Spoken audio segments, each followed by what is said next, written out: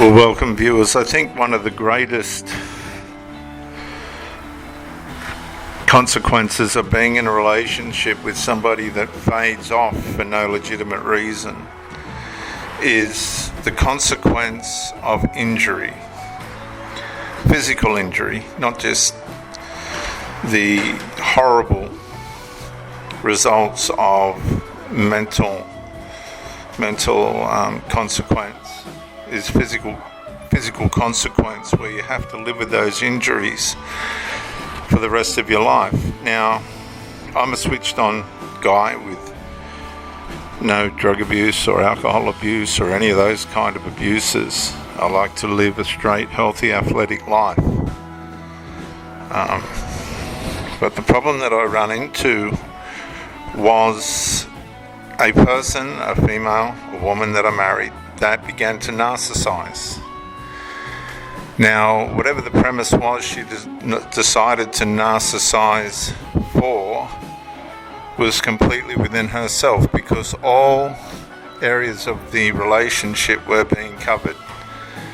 There was no room for this person to narcissize legitimately. And as the relationship went on, we got married and everything, and we're moving along.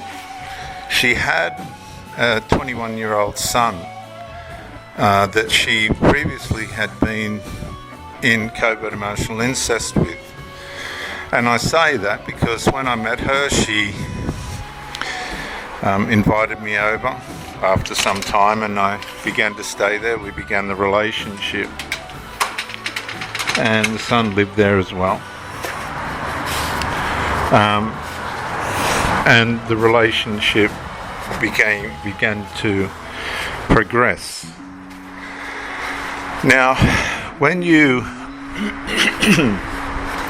meet someone and they're in a covert emotional incestual, so people in covert emotional incestual relationships, they develop flirting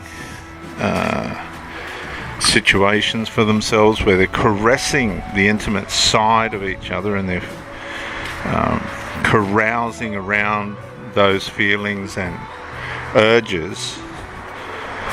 You'll notice that I've seen them lie on the lounge together, mother and son, older son, brushing up against each other, the son with his head on his mother's breast while she rubs his forehead, tells him how gorgeous he is and how wonderful he is, and look at my son. But it's not a healthy form of recognition or closeness. It's a post-maternal affair, emotional affair, not physical, emotional. And the reason why these people can get away with this and is, in this sense, covert emotional incest exalts the partner, the parent of the child. It exalts that person, enthrones them into a place in their mind, each other's minds, that they shouldn't be. Whereas physical incest devalues, it destroys. It never really works out in the end, because it's too destructive. It's not the way we're designed. It's a cop-out. It's a fleece-out. It's a easy way out, rather than go out into the world and develop those skills as to finding a partner. It's a very corrupt form of degeneracy. That's why it's illegal in most countries. But coming back to covert emotional incest, that's exactly what it is. It's very covert. And until you're in a relationship with one of these people, in my case the mother, you don't know how to interpret what's going on between the mother and son unless you have an understanding of what this is. Because what you are, you're just a convenience. You're just an outside form of intimate supply, the physical intimate supply that they can't get or are unable to get, don't want to get, from the person inside the DNA fusion, inside the covert emotional incest. Now the problem with this is, at some point, it's all going to go bad. When a partner initially comes along, as I said, by nature of covert emotional incest, the new partner, be it with the son or the mother, in my case it was the mother, they're exalted. New partner, oh wonderful, rah rah. But that's not going to last, because as the emotional supply begins to be rationed, and the mother will try and ration herself between the new partner and the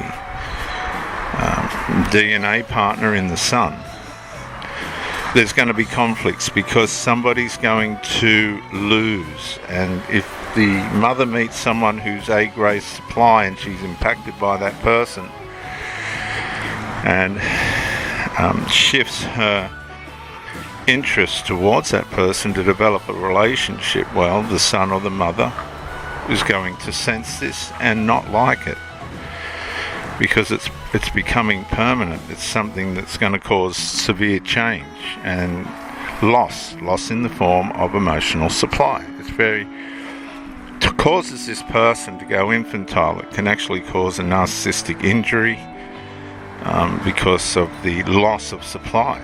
And so you'll start eventually to see these conflicts going on behind closed doors between the DNA people in that family.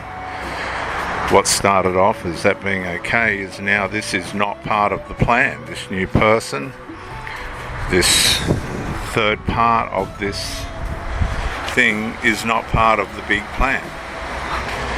And this is where you can get injured, because you're competing against invisible forces that are not allowing you to develop a proper relationship. And if your relationship develops, I'm telling you right now, in the long run, the child or the parent will win, because it's fused, it's unbreakable, whereas you're just an outsider. So if you don't suit, you're exposable, you're disposable. And that's where the injuries happen. Once you're confronted and the confusion starts hitting your mind, if you're an athlete or someone like this, you're not going to be able, in my case, my mind started to fog up and my coordination wasn't right, and I had a serious sporting accident which changed the whole course of my life. And it was a result of this woman turning into a covert female narcissist, coming out of the closet. She went overt and began to narcissize the marriage, based on the premise that his son had moved in and he thought it was time, and she thought it was time for him to take over as the authority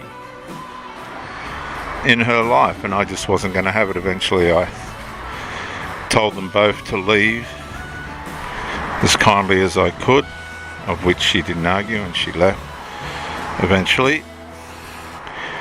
But now, years later, I'm still carrying the injuries. And this is the point. You will eventually have to face and look yourself in the mirror and go, how did that happen to me?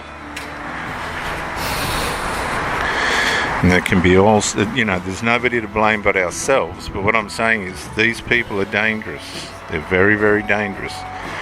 If they don't maim you mentally, they can maim you physically, or both. Usually both. So be careful, be ready, understand what narcissizing is. It's when somebody begins to devalue what they originally made out to be very valuable, and that was a healthy relationship. Because when you go into the stresses and the confusions and the way in which your mind will try and work out what's actually going on here and why these problems here, people get injured, seriously physically injured, in crashes, in accidents, And in real bad cases, self-harm. They just can't take it anymore. Okay, so covert emotional incest and covert narcissism, be it female or male narcissism, can permanently damage you, I know by experience.